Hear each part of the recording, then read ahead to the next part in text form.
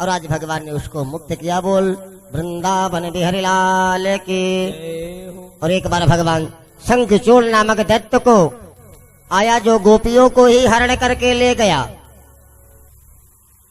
वो भगवान भी विचार किए भैया मेरा हरण करता तो चलो ठीक है,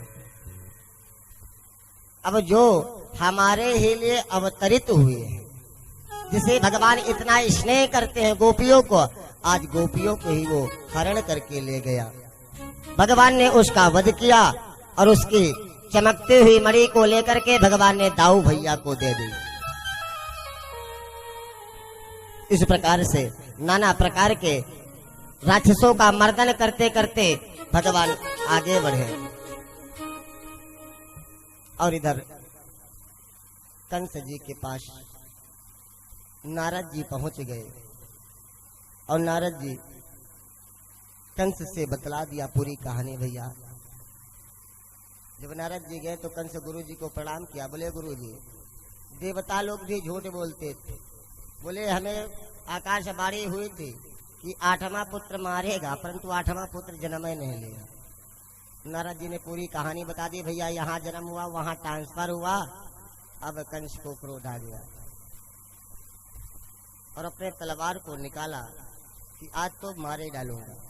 नारद बाबा कहते नहीं नहीं, एक काम करो, विवेक का सहारा लो, कछु मेला ओला का आयोजन कर दो और उनको वहां से बुलवा लो मेला देखने के उद्देश्य से, और जब आएंगे तो मार देना। कंस कहता हाँ गुरु जी अच्छा ज्ञान दिए हैं। अब बात समझ में आई। कंस ने पुनः अक्रूर जी को बुलवाया और अक्रूर जी से कहते हैं कि आप जाइए और वहां से दोनों बालकों को लेकर आइए। अक्रूर जी कहते हैं भैया जा चले तो हम जाएंगे, मगर होइए वही जो राम रचि राखा। पता चले कि मरना 10 दिन बाद हो तो बुला के जल्दी ना मर जाए। परंतु अब कंस की आज्ञा है तो अक्रूर जी ना तो बोल नहीं सकते हैं। अक्रूर जी सुबह को चले, शाम हो गए, जो कि वृंदावन और मथुरा में ज्यादा दूरी नहीं है। यदि आप पैदल जाएं तो मुझे लगता है कि 2 घंटे में पहुंच जाएंगे। परंतु आज भगवान के प्रेम में अक्रूर जी इतने दीवाने हो गए हैं कि आज तो जाएंगे तो भगवान के दर्शन होंगे, भगवान का ऐसा रूप होगा। चल तो रहे हैं परंतु यहाँ पे दृष्टि में और हृदय में भगवान के स्वरूप का चिंतन कर रहे हैं। सुबह से चलते चलते शाम हो गई, वृंदावन पहुंचे। और जब वृंदावन अक्रूर जी पहुंचे उस समय भगवान श्री हरि गौचारण करके वापिस आ रहे थे। जब भगवान ने अक्रूर जी को देखा तो प्रणाम किया, घर लेकर के विधिवत भोजन कराया, चाचा जी का पैर दबाया भगवान ने। अब भगवान कहते हैं अक्रूर जी वहां तो मथुरा में तो सब बढ़िया है ना, सबका हाला चाला तो ठीक है ना। अक्रूर जी कहते हैं भैया वहां कंस रूपी कैंसर सबको ग्रसित किया है। भगवान कहते चिंता मत करो, हम जल्दी चलेंगे। और इधर अक्रूर जी और कन्हैया की रात्रि में पूरी वार्तालाप हो गई और सुबह अक्रूर जी चल पड़े अक्रूर जी के साथ में भगवान कन्हैया। परंतु अक्रूर जी से भगवान कहते भैया एक काम करना, बताना किसी को नहीं कि हम मथुरा जा रहे हैं, आप तो बता देना मेला देखने जा रहे हैं।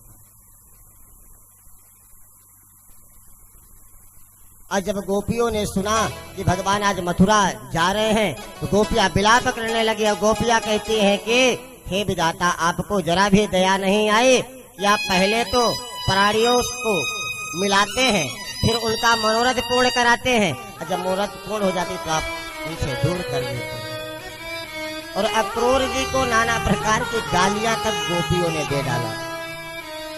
और आज गोपियों ने लज्जा को त्याग करके कृष्ण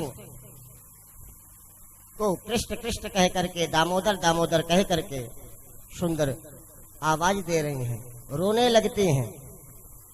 कुछ तो गोपियां भगवान के रथ के सामने जाकर के लेट जाते हैं। यदि भगवान के रथ के सामने हम जाकर के लेट जाएंगे तो कहीं भगवान रुक जाएंगे। और जाकर के भगवान के सामने गोपियां लेट जाती हैं। परंतु भगवान जब नहीं रुके, अक्रूर जी ने बड़ी तेज से रथ चलाया और जब तक रथ की वो धूल दिखाई दे रही थी तब तक गोपियां बड़े भाव के साथ में उस धूल को ही दिखा करती थी। और जब गोपियों ने देखा कि भगवान का रथ निकल गया तो बड़ा दुखी हुआ। तब अक्रूर जी को पछतावा हुआ कि जो गोपी ग्वाल यशोदा भगवान से इतना प्रेम करते हैं, मैं उन्हें श्री कृष्ण भगवान को उनसे दूर कर दिया है, ये मैंने सही नहीं किया। और आज गोपियों के उस विरह को देख करके अक्रूर जी की आंख से आंसू निकल गया। इतना दुखी हो गए अक्रूर जी। और अक्रूर जी यमुना के जी में स्नान करने गए। श्री कृष्ण जी, बलराम जी और अक्रूर जी को वहीं जल के भीतर ही बैठे हुए नजर आ गए। जब अक्रूर जी ने वहां डुबकी लगाया तो बाहर भी कन्हैया, अंदर भी कन्हैया।